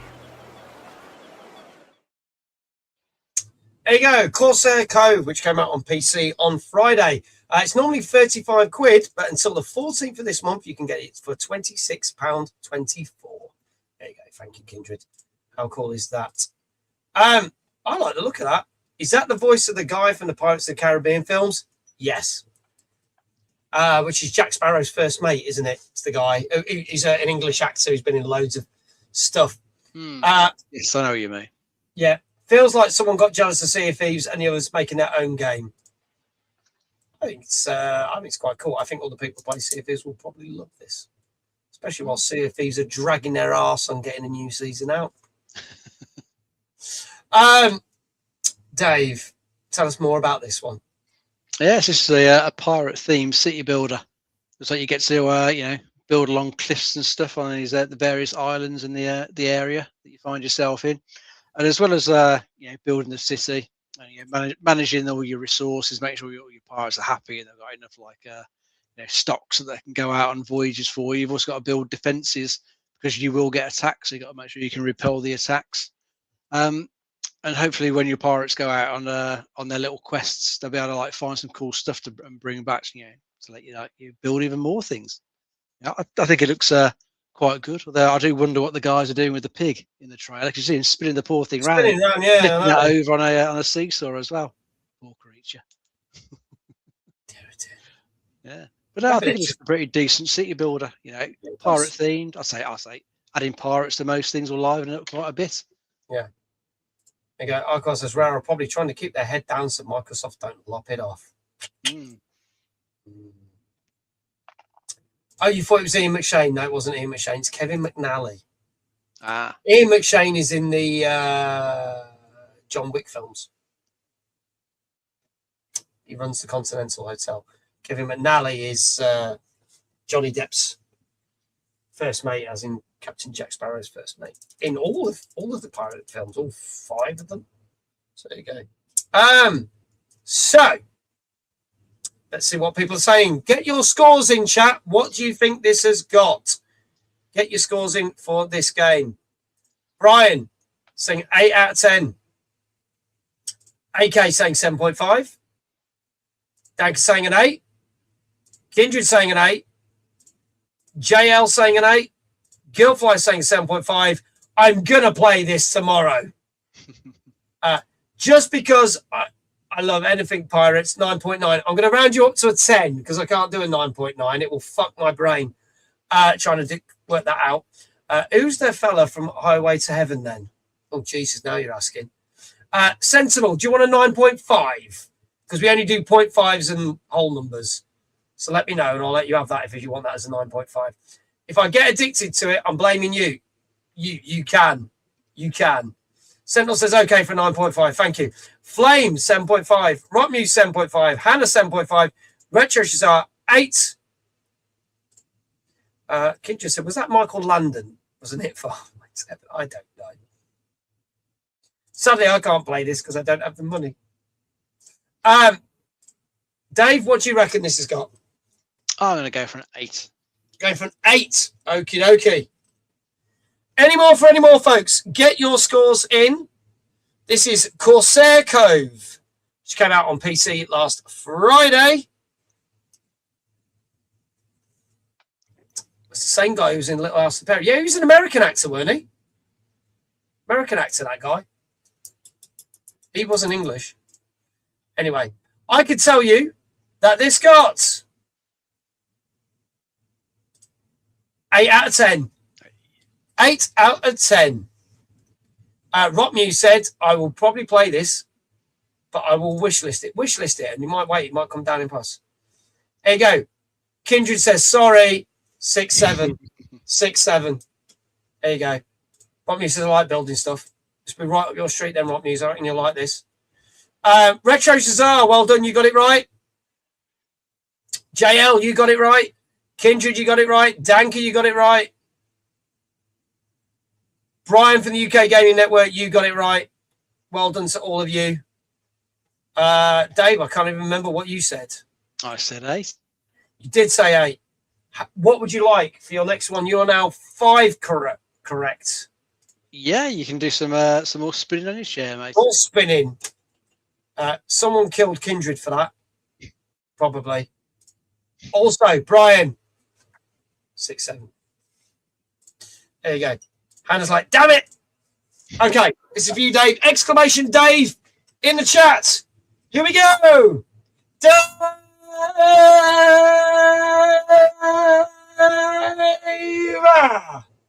Very nice. There you go. Rocknews says, another wrong one. I'm good at this. If you get the next one wrong, Rocknews, you'll have the best score ever. Trust me on this. Our final game tonight. This also came out on Friday on PS5 and PC. This is the Relic, the First Guardian. Let's have a look at this.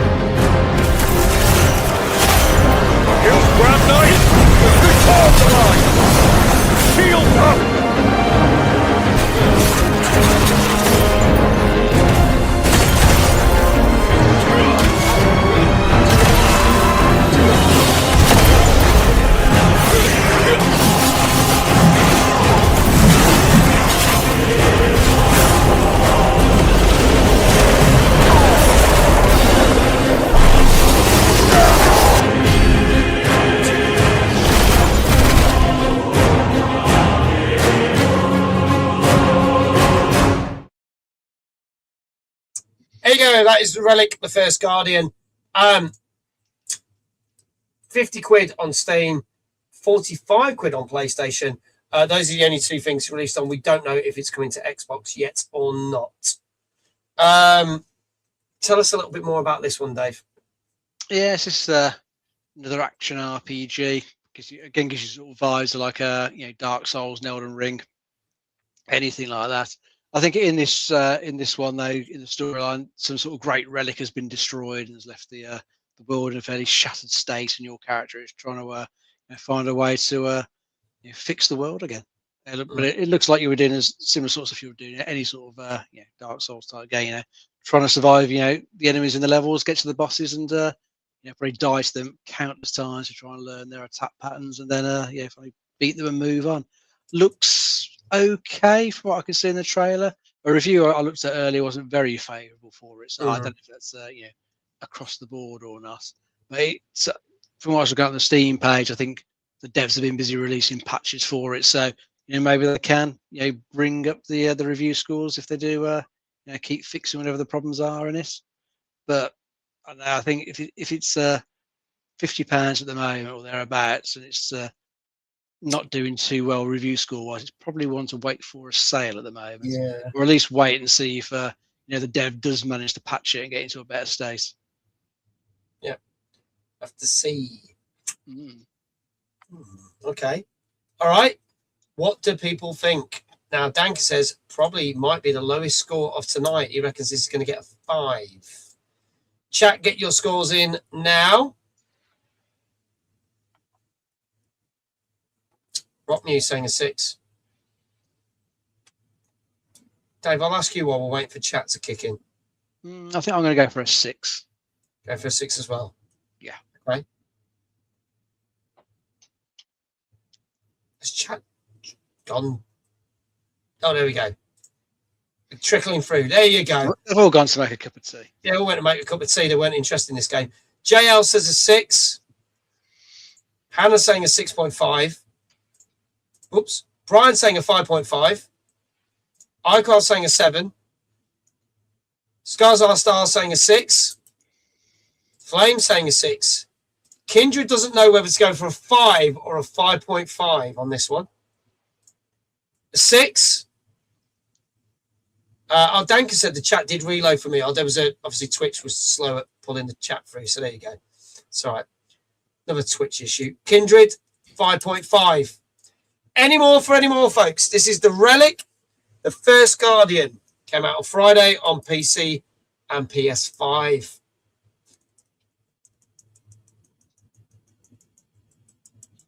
If there are no more scores in the chat, I can tell you that this got the lowest score of today. It got a 5 out of 10. Yeah. So Kindred said, I probably chose the wrong one. You were 0.5 out, mate. You were 0.5 out. So you stay at 6 out of 8. So does that mean Rock Muse is the winner because she got 0 out of... Congratulations. By default, Rock Muse is the winner tonight. Fair. But also, Brian was at 6. Do you know what? That means then Danka managed to catch up. So it means that Danka, Kindred, and Brian got 6 out of 8. So congratulations to you three for the most rights, for the most numbers. Right, there you go.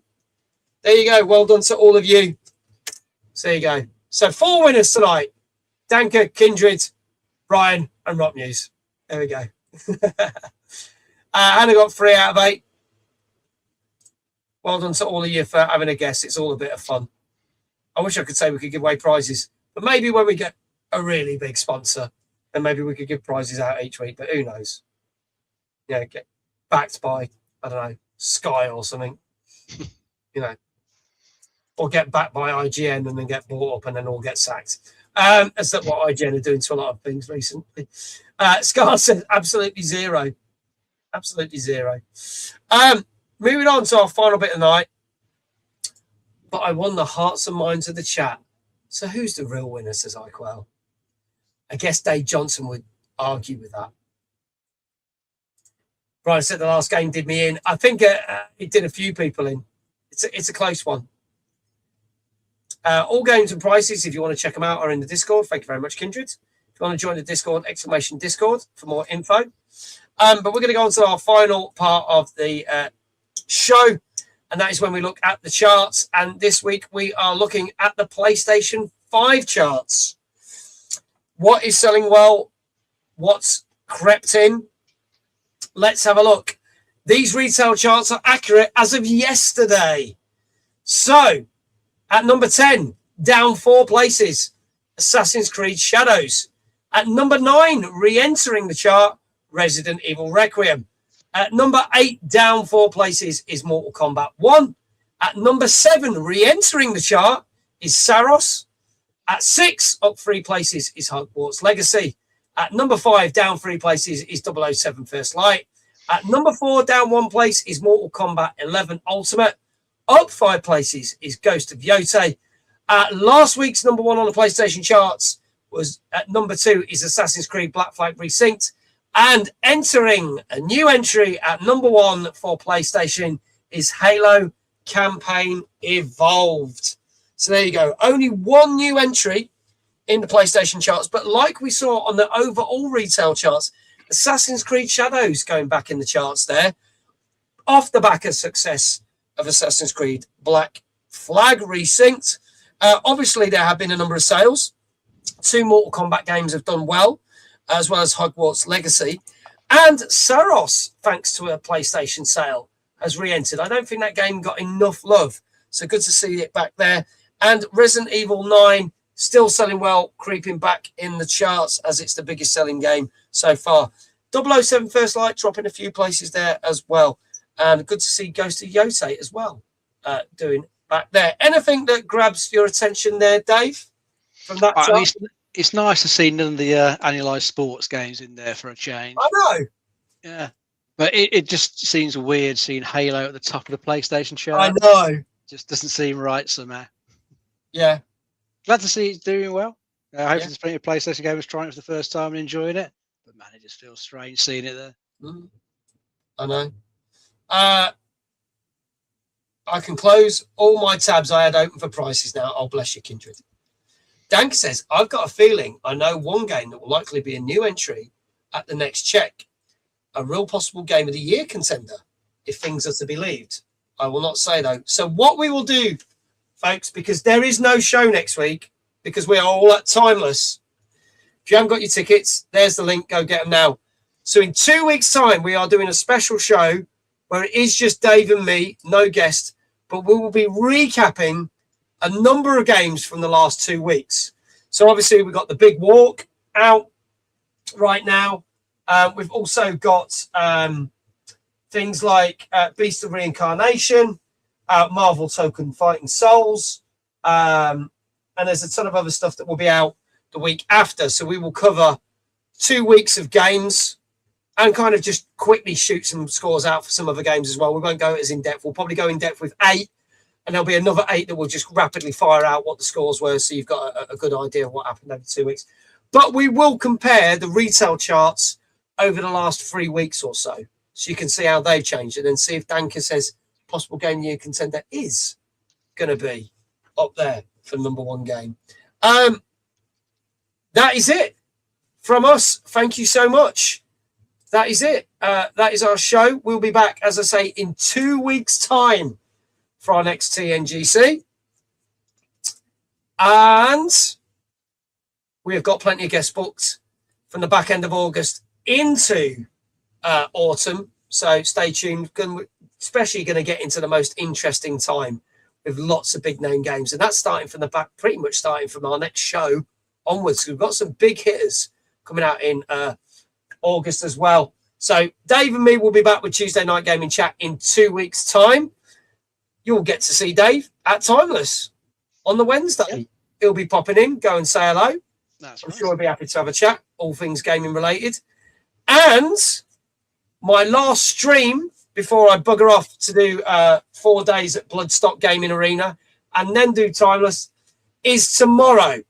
And this is a big one. I am doing a 4-hour Just Dance streamathon because we are raising money for a cancer charity. We're setting a target of about 300 quid. And for every £5 donated, you'll be able to pick a song. But every time we hit a goal, different things will happen. Like me, put on silly hats, wear glasses while dancing, sunglasses, so I can't see the screen.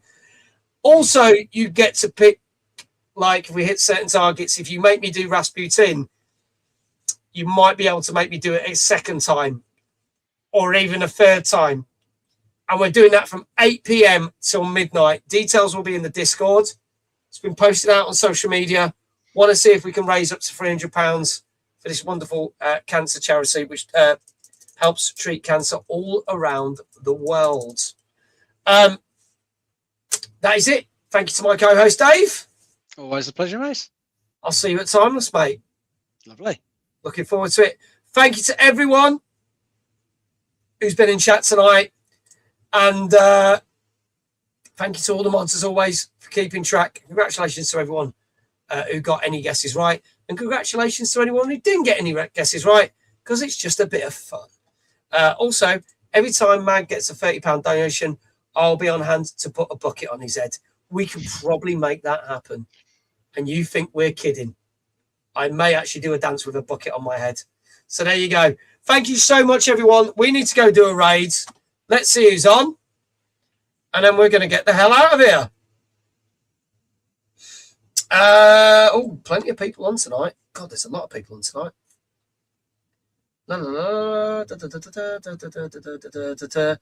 I think we go for the wonderful man that is Mr. Soulstrike.